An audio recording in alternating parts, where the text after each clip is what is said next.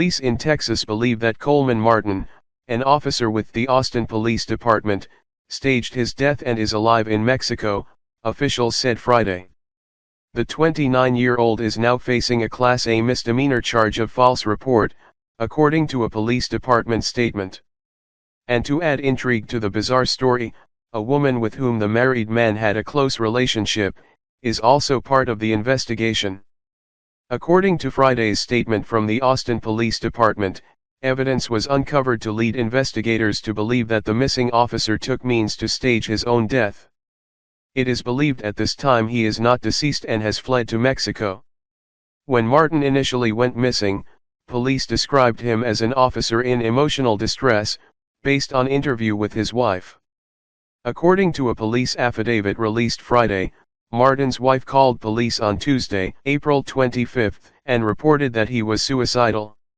She told officers that he left their residence around 10 a.m., saying he needed time to clear his head.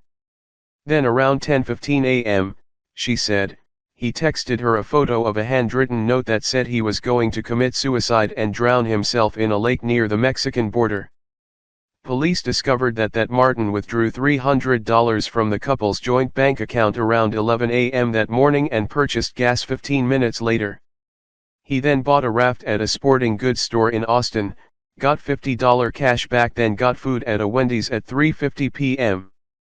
A transaction showed that he also purchased rope and concrete clocks from a Home Depot store, according to the affidavit. Martin and his vehicle were then entered into the state and national computer databases for law enforcement to be on the lookout for him. The Texas Department of Public Safety said Martin was stopped by a trooper near Uvalde, Texas, around 6 p.m., and that he told the trooper he was heading to Mexico for a vacation.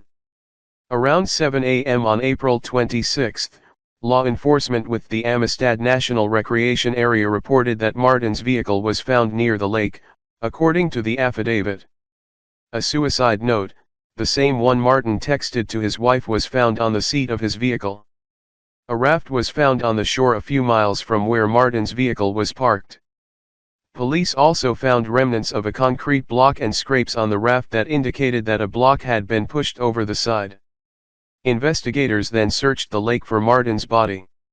Investigators soon discovered that Martin had a close relationship with a woman other than his wife.